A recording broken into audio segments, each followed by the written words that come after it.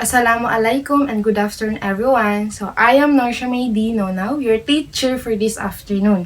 So you can call me Ma'am May or Ma'am Nonaw, it's up to you. May I request everyone to please stand up para sa ating panalangin. Mr. Arroyo para sa ating Muslim prayer and Miss Vecina para sa Christian prayer.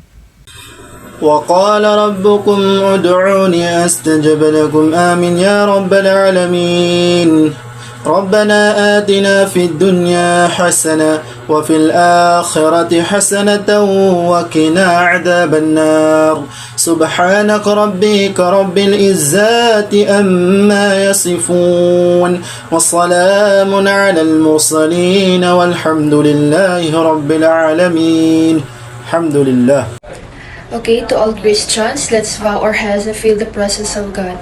In the name of the Father, the Son, and the Holy Spirit. Amen. Our Father, who art in heaven, hallowed be thy name. Thy kingdom come, thy will be done on earth as it is in heaven. Give us this day our daily bread and forgive us our trespasses, as we forgive those who trespass against us. And do not lead us to the test, but deliver us from evil. Amen. Son, the Holy Spirit. Amen. So thank you very much. So, bago po tayo tuluyang umupo, make sure na walang kalat or dumi sa ilalim ng bangko, and then fix yourself and sit down. For our attendance for this afternoon, if I call your name, instead of saying present po ma'am, just say what is your favorite color. So for example, Norsha May D. Nonaw, ma'am, pink po. So, ganun yung gagawin natin. If tatawagin ko kayo, ang sasabihin nyo lang po is yung favorite color ninyo. Gets po? So class, let's start with the boys. So first is Arroyo Ansay. Blue po. Aljibril Nonaw. Green po. Kandaw Kusain. Red po. Nor Hasmin Darping. Ma'am, red po. Husna sa Bandal. Favorite color is pink. Shermin Langgi. Brown po. Ira Colano. Violet po. Baytayan Kawilan. Ma'am, blue po. Ponsiano Joel. Yellow po. Pabutawan Jeremy. Lavender, ma'am. Gulam Jehan. Favorite color ko, ma'am, is sky blue. Wow, very good. Walang absent. Can you please give me at least 3 claps?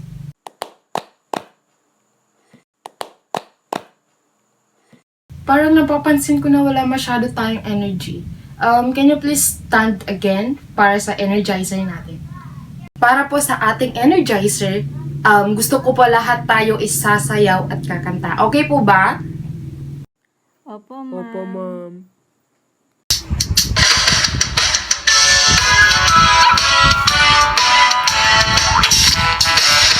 Magtanim ay ibiro, akong nakayuko, di man lang makaupo, di man lang makatayo.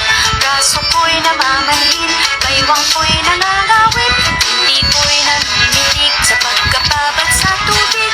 Before we start po, I just want you to know that inside my classroom, I have 3 rules. So the first is keep silent. Second is just raise your hand if you want to answer. And the last and the most important is respect each other. What was our last topic yesterday? Yes, Baywarda. Teacher, our last topic is all about the planning an ornamental garden.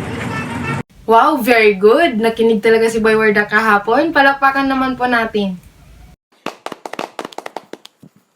So now, may tanong po si teacher. Sino-sino yung may mga garden sa bahay?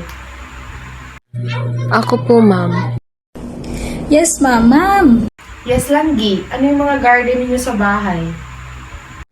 Meron po kaming oregano, cactus, santan, and rubber plant. Si Husna, parang marami silang garden sa bahay. Yes po, ma'am. May garden pa ako sa bahay.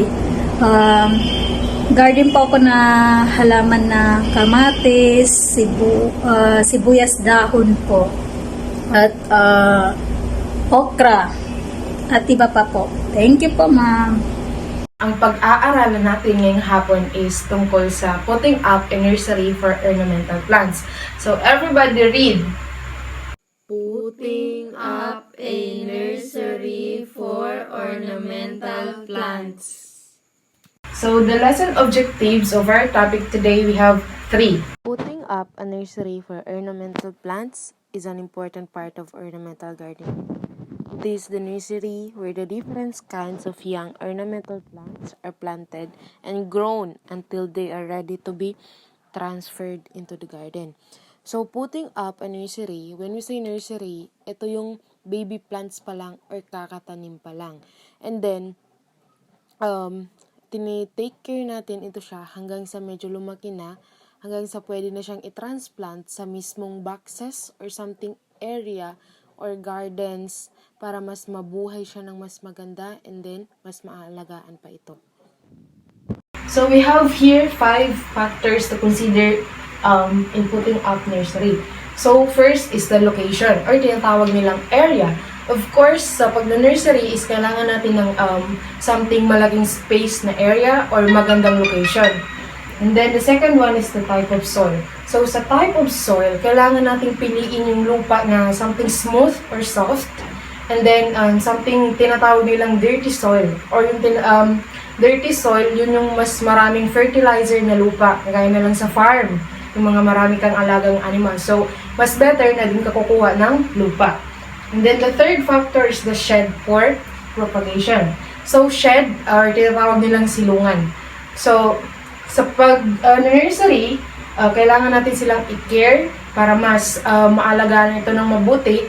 And then, the purpose of the shed is para hindi agad-agad maano ng sunlight, para hindi agad mamatay. And the fourth is the space for equipment and tools.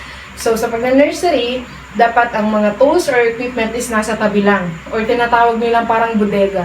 Kasi if ever na may kailangan kang gamit, hindi ka na uwi sa bahay or something na malayo. So, agad-agad makukuha mo yung tools na kailangan mo. And the last factor is the germinating boxes, pots, and plants. So, dito naman is, dito na ita-transfer yung baby plants something sa mga garden boxes, sa paso, or sa mismong lupa. So, yun yung 5 factors na kino-consider sa putting up a nursery. So, we have here tools used in the nursery. So, we have 1, 2, 3, 4, 5, 6, 7, 8, 9, 10, 11, 12. 12 tools yung kailangan natin sa pag-nursery. So, the first tool is tinatawag nilang spade. So, spade is ganito siya. So, spade, ito yung ginagamit pag nagmi-mix ng something soil or something mga lupa, ganun. So, kasi straight yung dito niya. Yun yung purpose ng spade. So, the second tool is tinatawag nilang shovel. So, ang shovel is, ito yung pinaka-common na tinatawag nating pala. So, shovel kasi ang pagkaiba ng shovel sa spade is yung dito nila. So, the purpose of this tool is, ito yung panghuhukay sa lupa na may mga bato, something matigas, kasi matulis yung dito niya. So, kayang-kaya niya yun. So, yun yung purpose ng shovel. So, the third tool is tinatawag nilang spading fork. So, ang spading fork is ganito siya. Big version ng tinidor, kumbaga. So, ang purpose naman nito is, halimbawa sa paglalagay ng fertilizer, kasi ang fertilizer hindi siya pino. So, ito yung gagamitin natin kasi mas malakas siya compare sa ibang tools. So, ito yung purpose ng spading fork. So, ang pang-apat na tool is tinatawag nating rake or rake. So, ang rake is very common sa ating lahat. Kasi ito yung ginagamit sa halimbawa sa garden, yung something lupa na hindi pantay. So, by using of this tool is mapapantay siya. Tapos, maalis yung something na mga damo-damo or something na mga kalat dun sa mismong lupa. So, yun yung rake. So, ang panglima is tinatawag nating sprinkle. So, ang sprinkle is very common sa atin. Ito yung ginagamit natin sa pagdidilig ng halaman. Kasi sa pag-nursery, since baby plants pa ito, so kailangan natin ng sprinkle. As you observe, ang sprinkle is marami siyang butas. So, ang pagbuhos ng tubig galing dito is gentle lang. So, hindi mamamatay yung mga plants by using this by using this. So, ang pang-anim na tool is tinatawag nating trowel or trowel. So, itong tools na to is ginagamit naman sa pagpaplantita or plantito. So, ito yung small version ng shovel kasi maliit lang siya. So, by using of this is makakano tayo ng halimbawa sa maliit na paso. Ito yung gagamitin natin. So, yun yun. So, ang pang-7 na tools na ginagamit is tinatawag nating sprayer. So, sprayer, ito naman is ginagamit sa mga plants na something na matangkad, yung matatangkad, yung may malaking leaves. So, yun yung ginagamit kasi medyo malakas yung impact ng pagbuhos nito kaysa dun sa sprinkle. So, the next tool is tinatawag nating light hoe. Ito yung light hoe. Alam kong hindi siya familiar sa atin. So, may dalawang butas ito siya, dito and here. So, the purpose of this naman is dito lumalabas yung may mga malaking bato or something na matitigas. Pag inano mo siya sa lupa mismo. So, doon lumalabas yung something na mga malalaki or matitigas doon galing sa lupa. So, another tool na kailangan sa pag-nursery is the measuring tape. So, ang measuring tape is ginagamit naman ito sa halimbawa, nagtanim tayo sa lupa. So, by using of this is mapapantay yung inches ng bawat part ng plants. At saka sa pagtubo is pantay-pantay siya ng spacing sa katabi man or sa likod sa harap. So, ganun yung purpose ng measuring tape. So, another tool is tinatawag nating wheelbarrow. So, ang wheelbarrow, ito yung, ito siya. Yung nilalagyan ng something mabibigat na gamit sa pag-nursery. And then, ginagamit din ito sa paghakot ng mga lupa or mga bato. And the next is tinatawag nating sharp knife. So, ang sharp knife is, dito naman is ginagamit natin sa pagputol ng mga baby branches or sa mga kahoy-kahoy na maliliit na pwede nating gawing pang-design sa gilid ng ating garden. And the last tool is tinatawag nilang pruning shears. So, ang pruning shears is ito siya. Ginagamit naman ito sa pagputol ng something sa baby branch din na something matigas. Kayang-kaya niyang putulin. So, sa mga sanga-sanga, mga ganon. And then, yung mga roots, kaya niyang putulin kasi very, ito siya, very useful pagdating sa mga matitigas. So, sa putting up in nursery, we have two ways, which is sexual propagation of plants and asexual propagation of plants. So, pag sinabi natin sexual propagation of plants, ito yung tayo mismo yung magtatanim from seeds to plants. So, ganun tayo mismo yung magtatanim. So, unlike sa asexual is nagtatanim tayo dito pero doon natin kinukuha sa mother plant or sa mismong plant na. So, yun yung pagkakaiba nila. Dito is tayo mismo yung magtatanim and then dito is kukunin lang natin sa mother plant. So, sa sexual propagation of plants, we have 3 basic steps. So, the first step is this one. So, first is kailangan natin pumili ng seeds or something buto na fresh, hindi siya damaged, and then pantay-pantay siya. And then, second step is kailangan natin ng something container or garapon na malalagyan natin ng tubig at least half na container. And then, yung napili nating seeds or buto is ilalagay natin dito within 4 to 5 hours. And then, the last step is, ito na yung transplanting. So, dito is nagagamit natin yung measuring tape dito sa by spacing, and then, yung buto na galing sa container is ilalagay na natin dito or itatanim na. So, yun lang yung step ng sexual propagation of plants. Very basic. So, B is asexual propagation of plants. So, sa asexual is, mayroon siyang 2 methods, which is the artificial and the naturally. So, sa artificial is tinatawag, ang first is tinatawag na cutting. So, cutting is, halimbawa, ito yung plants na buo or something na mahaba, and then, magka-cut ka lang dun sa mismong branch or sanga, and then itatanim mo siya. So, ganun lang yung artificial, parang medyo matrabaho lang siya. And then, ginagamitan ito siya ng something na malaking knife, malaking version. And next is the marketing. Alam ko, lahat tayo is very familiar kasi since elementary is ginagawa na natin to. So dito is ginagamitan siya ng dito is tinatawag sa Magindanaon na tasi. Tasi or sa Bisaya is bunot or bunot. And then the next is the grafting, budding, and the last is layering. So yun yung mga napapasok sa artificial na belong sa asexual propagation of plants. So sa another method is tinatawag nating naturally. So first is the suckers. So suckers is, as you can see, meron siyang mga baby branches. Baby branches. So dito, ito yung kinukuha natin para itanim ulit. So ganun lang siya. Diba ang asexual is kinukuha mismo sa mother plant. So ganun. And another is tinatawag nilang runners. Ito naman yung plants na parang dito sa baba ng lupa is dire-diretso. So halimbawa nito is yung alugbati na vegetable. And the next is the rhizomes. Ito siya, yung parang creepy siya.